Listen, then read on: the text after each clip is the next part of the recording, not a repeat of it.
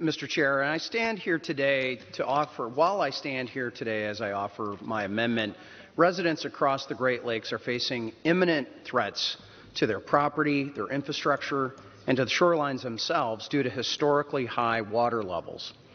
Great Lakes communities, including many in my own district along the shores of Lake Michigan, are in critical need of shoreline projects to protect against devastating erosion.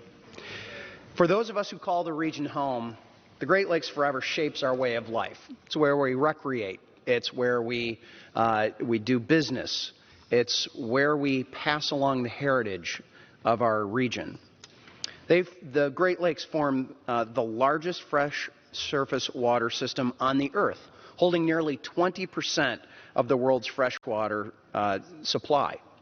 They directly generate more than 1.5 million jobs, provide the backbone of a $5 trillion regional economy, and are the home for more than 3,500 different plants and species. As I often say, we can and should both protect and promote both the economy and the ecology of the Great Lakes. However, our communities are facing devastating consequences if we don't act to protect our shorelines now. The high water levels, combined with the effect of recent storms which brought even higher waves and strong winds, are threatening our communities.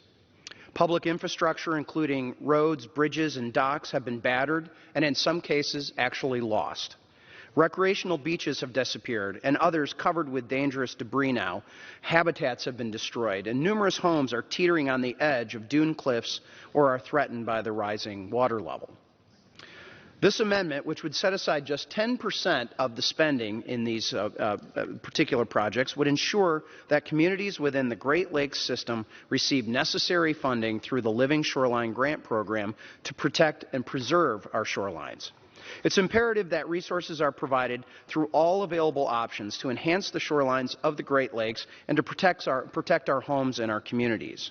Now, I understand the ranking member's position on this particular package of bills and Senate activity, or maybe lack thereof, on this. Yet I do have a responsibility to not only highlight this issue, but to advocate for those that are in desperate need and in desperate situations. So that is one of the reasons why I will be supporting this package, and I ask for consideration of my colleagues to help adopt this amendment.